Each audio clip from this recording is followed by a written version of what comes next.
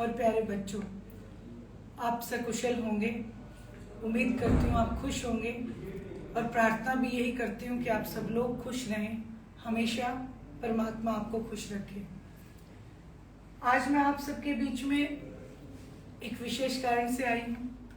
बहुत खुश हूँ क्योंकि आज जो भूना बेल्ट में आदरणीय चौधरी ओम प्रकाश जी चौटाला के जो आगमन था, जो कि आप लोगों ने, जब भी मैं गई आप लोगों ने ये कहा कि हमें बड़े चौटाला साहब से जरूर मिलना है, और मुझे भी ये बात समझते देर नहीं लगी क्योंकि जो उन्होंने अपने कार्यकाल में लोगों के लिए काम किए, उस चीज को लोग आज तक याद कर रहे थे। मुझे सभी बुजुर्गों ने कहा कि राज तो चौटाला साहब का ही था।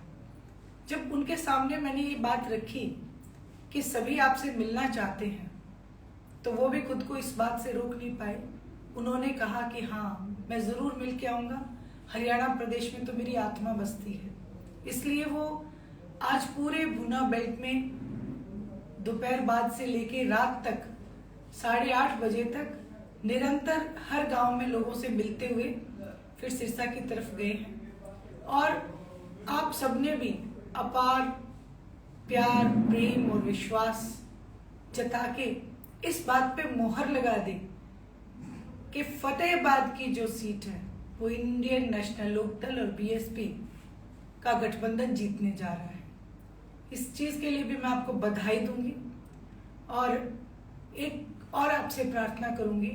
कल फिर भट्टू बेल्ट की साइड आदरणीय चौटाला साहब के फिर से दौरे हैं।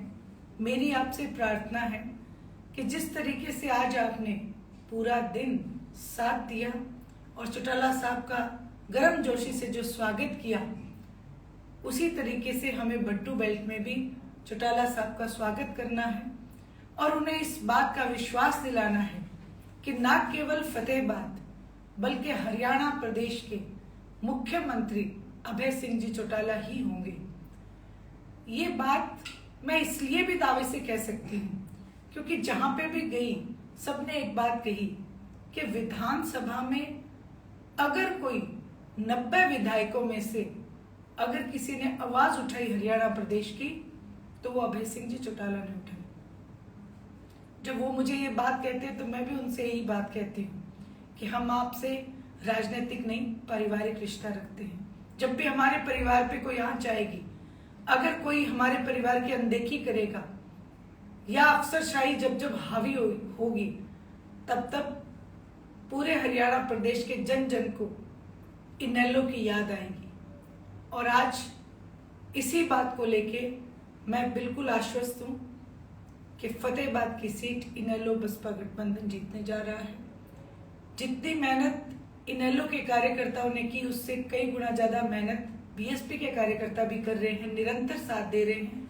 मैं दोनों ही पार्टी के सभी पदाधिकारी, कार्यकर्तागण सभी का मैं बहुत बहुत धन्यवाद करती हूँ और आप सबसे फिर हर रोज प्रार्थना करने आती रहूंगी।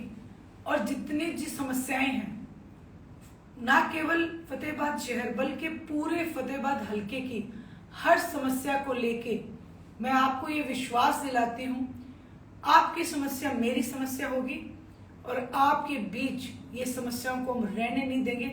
3 महीने के अंदर फतेहाबाद को